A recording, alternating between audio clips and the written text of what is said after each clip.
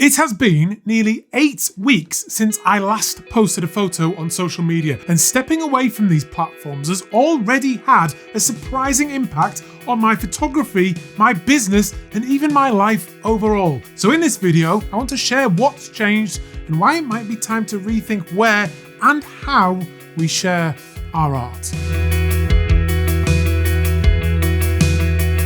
Before we get going today, this video is sponsored by Squarespace. If you need a domain name, a website, or an online store, make your next move with Squarespace. Right, although I came very close recently, I'm not quitting YouTube just yet. This could be one of the last few First Man Photography videos. It was very close.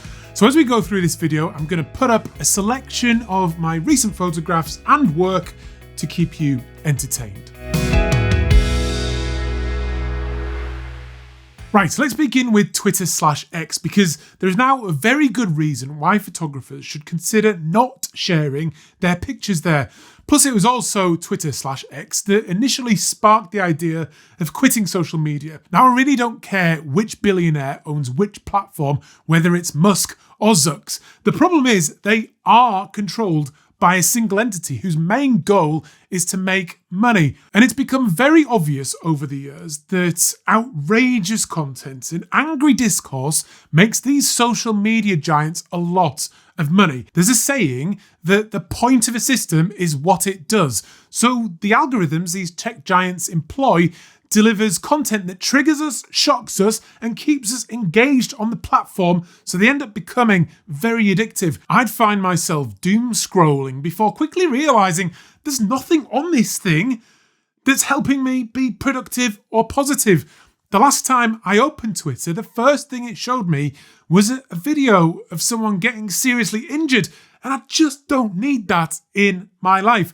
Whether it's intentional or not, these algorithms are evil. For a while, Twitter seemed like a good place to post your photography, but I just don't think it's worth it anymore. My decision to stop posting there was reinforced recently when Twitter/X released their new terms of service, which read, by submitting, posting, or displaying content on or through the services, you grant us worldwide, non-exclusive, royalty-free license to make your content available to the rest of the world, including, for example, for use with and training of our machine learning and artificial intelligence models, whether generative or another type. So this means every time you post a picture to Twitter, they can use your photos without asking or paying you. They can also use what you post to train their AI, which could lead to it creating similar images and copying your work. This assault by tech companies on our privacy, ownership of our work, and control over where and how it is used should be resisted at all costs, and we should not just be accepting it as the way it is. My solution for now is simply to vote with my feet and stop using the platform. And since I did stop a couple of months ago, it's shocking how much better and more positive I've felt. I've also noticed my attention span getting significantly longer, and I'm not reaching for this little box every couple of minutes to tap, tap, tap. There's two words that roughly sum up the reasons why we post our images online, and that is attention and discovery. And it's important to say there's nothing wrong with wanting people to see our work and know who we are. We go to a lot of effort to make these photographs. They are a form of storytelling, and it's natural to want people to see and hear our stories. If you're running a business, people need to know about your products and services. But for almost everyone, receiving recognition for the things we create is essential, even if it's just from one or two people we're close to. The problem is, for a while now, sharing my photos to Twitter and Instagram has felt completely meaningless and unfulfilling. I get the same feeling when looking at other people's pictures too. I love photography and I love looking at people's work, but using these platforms is just an awful way to do it, and it mainly comes from the effect of the algorithms. If you open up Instagram, it's now 70% video, 20% snapshots of daily life, and a load of ads, and thousands of reposts from TikTok. If your goal is to get attention on your work, I'm not sure this is the right kind of attention anymore. And if it's discovery you're after, still images alone are not going to grow you are following. The companies also engage in very shitty practices. I read whilst planning this video that Instagram will reduce the quality of your content if it doesn't get the required number of views. It's a form of elitism that goes against the whole ethos of openness that the internet was supposed to be. The thing I've realised is that I have a limited amount of time and energy. I'm a dad, a husband, a friend, an artist, a photographer, an amateur woodworker, a business owner, and I just love making things and spending time with great people. There are so many opportunities for us out there, and I don't want to waste one more single second being subjected to these addictive algorithms that do not have our best interests at heart. Not only have I quit posting pictures to Twitter and Instagram, I've quit using them all together. I'll share my thoughts about how to do things in the future in just a second, but as you know, this video is sponsored by Squarespace. Now, if you are a photographer, running your own website is the best possible way to share your story with the world, way better than social media. And with Squarespace, it's just so easy to get set up. And unlike social media, you control how your images are presented. You start by using one of their beautiful templates, put some of your images on there and a little bit of your text, and then before you know it, you will have a unique and beautiful looking website. You don't need any coding knowledge either, and it will dynamically adjust to look perfect on all types of screens, including a phone, which is very important these days. You can start with a very simple gallery, but as you grow, you can then upgrade your site to an online store where you can easily start selling prints or books or workshops or anything else that takes your fancy. It also has a members section if you want to run a subscription service, and in the unlikely event that you run into trouble, they have award-winning customer service. I've used Squarespace for years and I've never looked back. So go to squarespace.com or click the link down below and start your free trial today. And then if you like what you've created, use the offer code FIRSTMAN to get 10% off your first purchase. If this video is resonating with you so far, I'm going to share the strategies I'm using moving forward in just a minute. But one of the most shocking things about quitting Twitter and Instagram is just how much better I feel.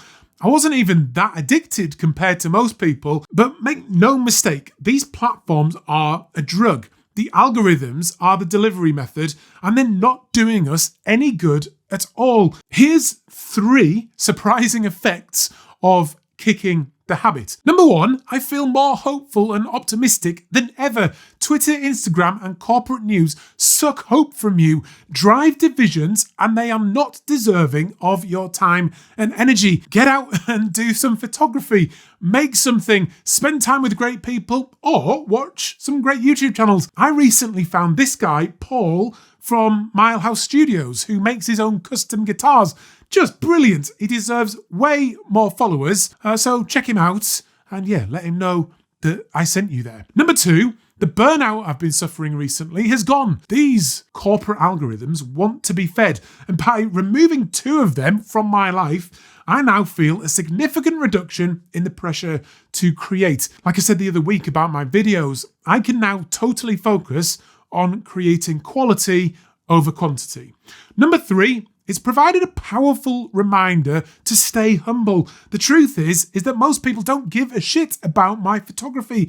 If I stopped posting videos tomorrow, I'd be forgotten in a couple of weeks. The years have taught me that having a big, broad audience doesn't really bring any fulfillment. The numbers are nice, but in the long term, they don't provide a sense of meaning. What I love is making pictures and making videos and sharing them with you. We make a connection through this lens and that screen, and that's just a beautiful thing. To paraphrase Gandhi, you have to be the change you want to see. So whilst I'm quitting Instagram and Twitter, I will still be posting, sharing, and viewing photography online in what could be a hopeful and positive future for the art form. So as we begin to talk about the future, one thing I've been doing to view other people's photography is to head back into their past, particularly in the form of visiting their website. I've been using the Arc browser recently, which lets you group bookmarks and tabs into different spaces. It makes it really easy to keep things organised and lets me keep a space dedicated to photography where I can easily visit a website for all the latest updates from my favourite photographers. It's really slick, and I love seeing the work presented exactly how the photographer wants me to see it, usually as well in much higher resolution than on social media. This is also a reminder for me to keep my own website updated. So from now on, I'm going to be posting all of my latest pictures to my website. So just head to firstmanphotography.com and click the gallery link in the menu, and this will basically now be acting like my Instagram feed. You can also watch all these videos there and all my masterclass video courses for free. I run the website as a value for value system. So if you find value in the content, then you are encouraged to give value back in return by donating or buying something from the store. Now, the thing with social media is there are some very positive aspects to it that allow people to connect. So imagine if there was an open protocol, a decentralized system, free from big tech algorithms, where a social media platform could exist the way it was supposed to be. A place where you control your own data and cannot be censored or shadow banned. A place where posting an external link will never be punished. Well, funnily enough, such a place exists, and it's called Nostr. It's small at the moment, but I'm loving the process of starting again from scratch.